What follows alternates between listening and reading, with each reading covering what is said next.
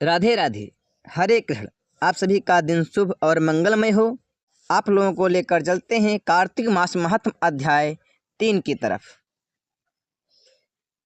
इस प्रकार सत्यभामा भगवान श्री कृष्ण के मुख से अपने पूर्व जन्म के पुण्य का प्रभाव सुनकर बहुत प्रसन्न हुई। कार्तिक मास महात्म कथा अध्याय 3। सत्यभामा ने कहा, हे प्रभु, आप तो सभी काल में व्यापक हैं और सभी काल आपके आगे एक समान हैं।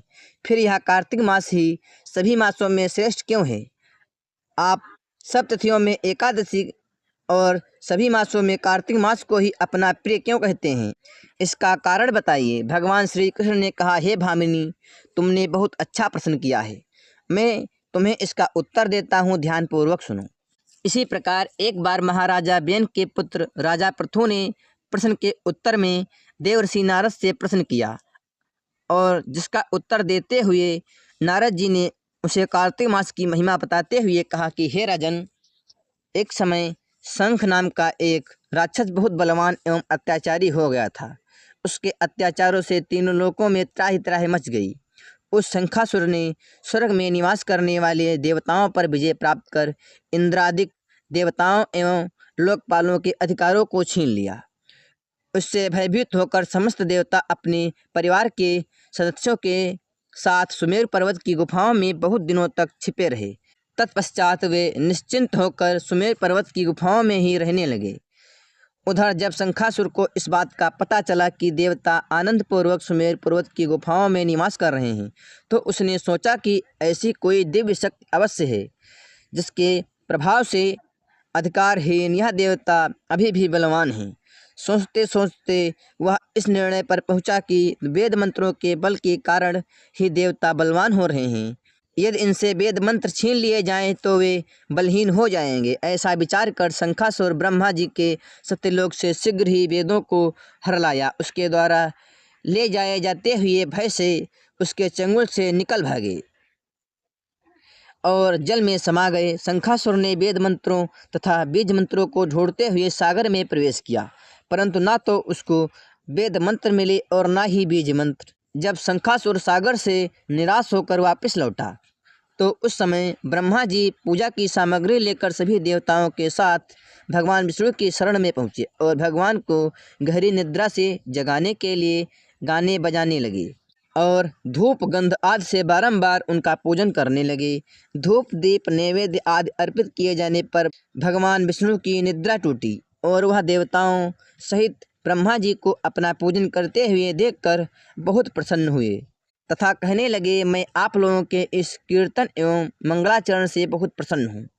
आप अपना अभीष्ट वरदान मांगिए, मैं अवश्य प्रदान करूँगा। जो मनुष्य अश्विन शुक्ल की एकादशी से देव उत्थान एकादशी तक ब्रह्म मुहूर्त में उठकर मेरी पूजा करेंगे, उन्हें तुम्हारी ही भांति मेरे प्रसन्न होने के कारण सुख की प्राप्ति होगी। आप लोग जो पाद्य अर्ध आचमन और जल आदि सामग्री मेरे लिए लाए हैं, वे अत्यंत गुणों वाली होकर आपका कल्याण करेगी। शंखासुर द्वारा हरे गए संपूर्ण वेद जल में स्थित हैं। मैं सागर पुत्र शंखासुर का वध करके उन वेदों को अभी लाए देता हूँ। आज से बीज मंत्र और वेद मंत्र सहित मैं प्रतिवर्ष कार्तिक मास में जल में विश्राम किया करूँगा। अब मैं मत्स्य का रूप धारण करके जल में जाता हूँ। तुम सब देवता भी मुनीश्वरों सहित मेरे साथ जल में आओ। इस कार्तिक मास में जो श्रेष्ठ मनुष्य प्रातःकाल स्नान करते हैं, वे सब यज्ञ के अवभृत स्नान द्वारा भली भांति नहा लेते हैं। हे देवेंद्र, कार्तिक मास में व्रत करने वालों को सब प्रकार से धन पुत्र पुत्री आदि देते रहना और उनकी सभी आपत्तियों से रक्षा करना। हे धनपत कुबेर, मेरी आज्ञा के अनुसार तुम उनके धन धान्य की वृद्धि करना, क्योंकि इस प्रकार का आचरण करने वाला मनुष्य मेरा रूप धारण करके जीवन मुक्त हो जाता है। जो मनुष्य जन्म से लेकर मृत्यु पर्यंत विधिपूर्वक इस उत्तम व्रत को करता है, वह आप लोगों का भी पूजनीय है। कार्तिक शुक्ल की एकादशी तिथि को तुम लोगों ने मुझे जताया है, इसलिए यह तिथि मेरे लिए अत्यंत प्रीतिदायनी और माननीय है। हे देवताओं, यह दोनों व्रत नियम पूर्वक करने से मनुष्य मेरा सानिध्य प्राप्त कर लेते हैं।